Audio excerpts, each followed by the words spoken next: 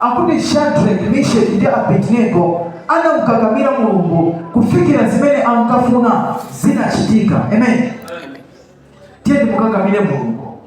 Akuti Yobu pamene analuza chilichonse, analuza ana ake, analuza chuma chake, analuza chilichonse, koma anakakamira benda Mulungu. Amen. Ndipo tikuona pa mapeto pake Mulungu anampasa Yobu times 3 kuposa zimene nazo ja poyamba. Ni chifukwa chani Mulungu anampasa Yobu times 3 kuposa zimene nazo poyamba? Chifukwa cha kuti Yobu analokumbira wamaso banda. Amen. Anamkakamira benda. Ndifunso nkumati ujayo chipanda kukakamira kodi akanalandira? Chipanda kukakamira kodi akanalandira? Sisi kanateka. Ndi kutanthauza kuti tikamafuna mayambo ochokera kwa Mulungu tikhale anthu okakamira. Tikakakamira tizaona mayambo ochokera kwa Mulungu. Koma tikufunisisa mayambo ochokera kwa Mulungu koma siri kukakamira. Amen. Bartimeyo anali osaona, atamva kuti Yesu akudutsa muzumene anali, akuti anayamba kuitana, akuti Yesu mwana wa Davide mundichitire chifundo, Yesu mwana wa Davide mundichitire chifundo. Ndipo akuti anthu ena amene anali kufupi ndi Yesu ankamutchinga kuti iwe mphunzitsi wakusakale usampase bize. Amen. Akuti mphunzitsi wakusakale usampase bize. Koma Bartimeyo sanamve, anakakamira abe kuitana, anaitana abe kufikira pamene Yesu Kristo anamva kuitana kwa Bartimeyo, pamene akuti Yesu Kristo anapita kwa Bartimeyo ndipo kumuchiritsa. Amen. Kutanthauza kuti mukumukakamira Mulungu muli mayankho. Amen. Tende mukakamire Mulungu. Ngakhale zinthu zathu sizikuyenda koma tende mukakamire nda. Mukakamire Mulungu. Mukumukakamira Mulungu muli phindu. Iweyo sunga mukakamire Mulungu moyo wako ndi ukhala.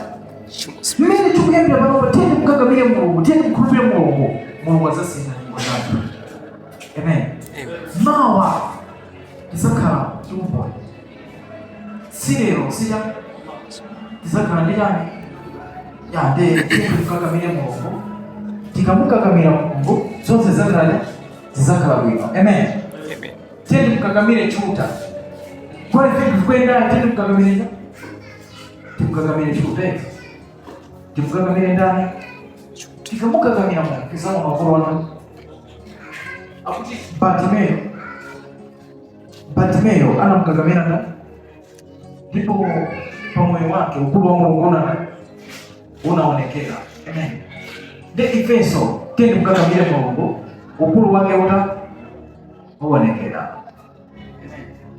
Popanda kumukakamira Mulungu palibe yankho. So chimene ndikakulimbikitseni tende mukakamire Mulungu tizaona ukulu wake. Si lero si mawa. Mosemu muzakhala mwija. Mosemu ena zakhala zwalibani.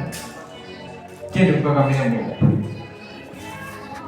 Mulungu wathu wachikondi amayika njira popanda. Tende mukakamire Mulungu tizaona phindu. Mukumukakamira Mulungu muli phindu. Amen. Iweyo ngati mukakamire Mulungu phindu lake singalira. So chimene ndifuna tilimbikitsane usiku lero ndi chakuti tende mukakamire Mulungu. Ngakhale zinthu sizikuyenda koma tumukakamire benda.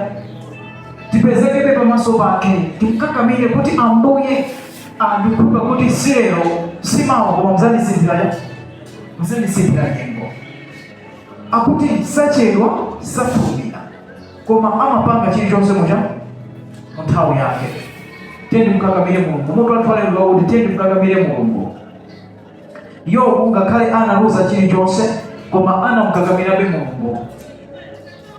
Yobu ngakhale analuza chilichonse koma anamukakamira. Daniel, Shadrach ndi Meshach ngakhale analuza chilichonse, ngakhale akuti mfumu inawuza kuti iwo aponya muzenjera lya. Amen. Koma iwo anaopa